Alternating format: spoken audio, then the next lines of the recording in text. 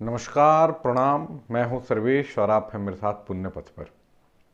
तनिक सोचिए, एक आम गृहस्थ जिसे न राजनीति से बहुत ज़्यादा मतलब हो, न वो धार्मिक विवादों को बहुत ज़्यादा जानता हो, उसे बांध कर उसके सामने उसकी पत्नी, उसकी बेटियों का 20-20 लोग बलात्कार करें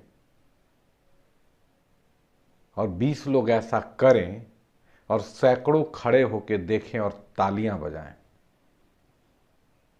उसके बाद उसकी बच्ची, उसकी पत्नी की छातियां नोच ली जाएं और उनके शरीर को फाड़ दिया जाए। और ऐसा केवल इसलिए किया जाए कि ये लोग हिंदू हैं, ये लोग काफिर हैं।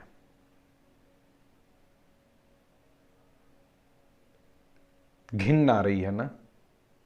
आनी ही चाहिए घिन। अगर ये सुन के आपको घिन नहीं आ रही है तो यकीन कीजिए आप राक्षस हो चुके हैं। ऐसा एक दिन नहीं हुआ, किसी एक के साथ नहीं हुआ। केरल के मालाबार में ऐसा 10,000 से अधिक लोगों के साथ हुआ और लगभग 1 साल तक हुआ। यही है मोपला विद्रोह। मोपला केरल में रहने वाले मुस्लिम्स को कहा जाता है, उनका उपनाम है ये। 1921 में यह 10,000 लोगों का नरसंहार हुआ, जिसके आज 100 वर्ष हो रहे हैं। और आपको शायद पता न हो कि इस पूरे घटनाक्रम को, ये पूरा जो मोपला आतंक 1 वर्षों तक जो चला, उसकी शुरुआत जब हुई तो अहिंसा के पुजारी राष्ट्रपिता महात्मा गांधी उस आंदोलन के समर्थक थे। खिलाफत आंदोलन जब प्रारंभ हुआ तो महात्मा गांधी ने उस आंदोलन को लीड करने का प्रस्ताव दिया और उन्होंने खिलाफत आंदोलन में अपनी पूरी शक्ति झोंक दी। खिलाफत आंदोलन पूरी दुनिया के मुस्लिमों ने शुरू किया था, इसलिए कि तुर्की में खलीफा को बहाल किया जाए, और ये आंदोलन अंग्रेजों के विरुद्ध था। भारत में भी ये आंदोलन हुआ और महात्मा गांधी ने उस आंदोलन को समर्थन दिया और उस आंदोलन को लीड किया। केरल में जब खिलाफत आंदोलन के नेता पहुंचे पंजाब और अलग अलग जगहों से, तो कांग्रेसियों ने, महात्मा गांधी के अनुयायियों ने हिंदू मुस्लिम एकता को बढ़ावा देने के लिए केरल के हिंदुओं से ये कहा कि तुम्हें उन नेताओं का स्वागत करना चाहिए, तुम्हें उन पर फूल बरसाना चाहिए। हिंदू मुस्लिम एकता को बढ़ावा देने के लिए केरल के हिंदुओं ने मुस्लिम नेताओं की गाड़ियां खींची बैल बनकर, उनके ऊपर फूल बरसाए, नारे लगाए। और जब वो आंदोलन आगे बढ़ा तो खिलाफत का आंदोलन काफिरों के विरुद्ध आंदोलन बना। और वे सारे लोग जिन्होंने कभी फूल बरसाए थे, बस 2 महीना पहले जिन्होंने फूल बरसाए थे, जिन्होंने गाड़ियों को खींचा था, उन सबको काट दिया गया। उनके सामने उनके घर की स्त्रियों का बलात्कार हुआ और उनके शरीर को कुत्तों की तरह फाड़ा गया। इसको भूला जा सकता था। आज 100 वर्ष के बाद हम उस घटना की चर्चा कर रहे हैं। इसकी चर्चा करने की जरूरत नहीं होती अगर इन 100 वर्षों में किसी भी व्यक्ति ने यह कहा होता कि हां, जो हुआ वो बहुत गलत हुआ। पर आपको आश्चर्य होगा, किसी ने इस घटना की निंदा नहीं की। आप एक भी मुस्लिम संगठन या मुस्लिम नेता का नाम नहीं बता सकते हैं जिसने इस मोपला विद्रोह का विरोध किया हो, जिसने 10,000 से अधिक हिंदुओं को मारने का विरोध किया हो। लगभग 300 के आसपास मंदिर तोड़े गए थे, सरकारी आंकड़ों के अनुसार 10,000 से अधिक लोगों की हत्या हुई थी।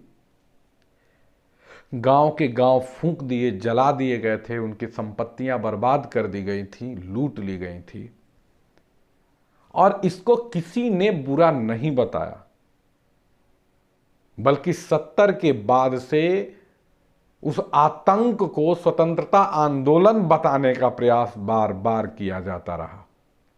और आज भी बहुत लोग मिलेंगे जो आपको मोपला विद्रोह या मोपला आंदोलन को स्वतंत्रता आंदोलन बताने का प्रयास करते मिल जाएंगे।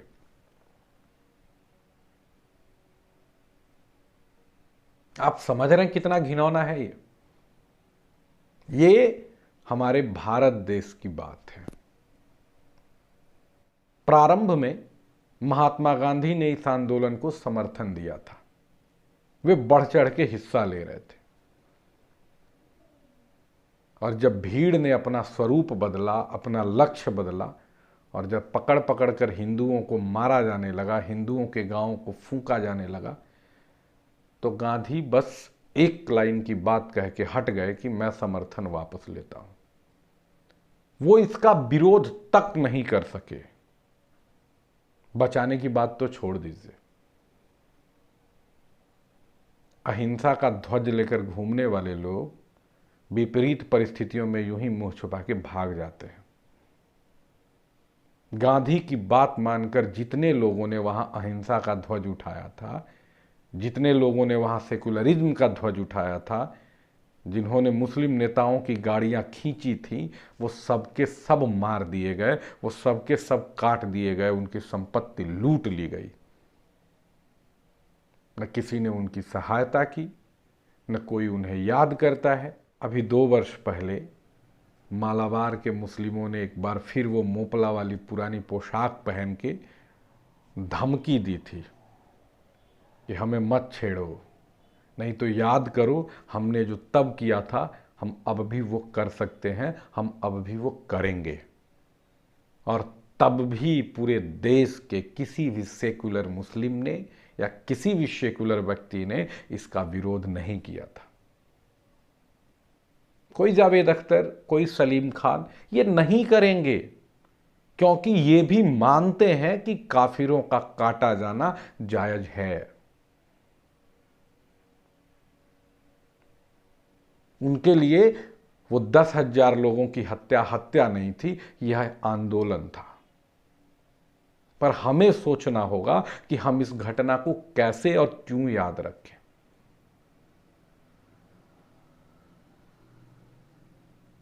और हमें याद रखना होगा, नहीं तो मालाबार केवल मालाबार तक ही सीमित नहीं रहेगा।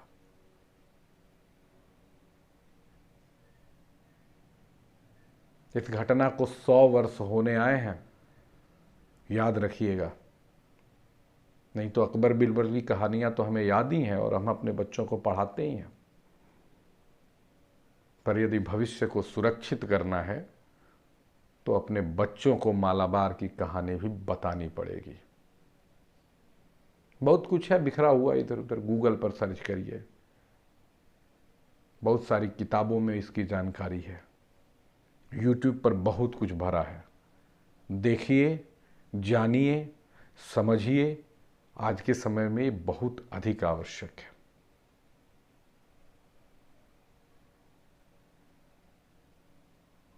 नमस्कार।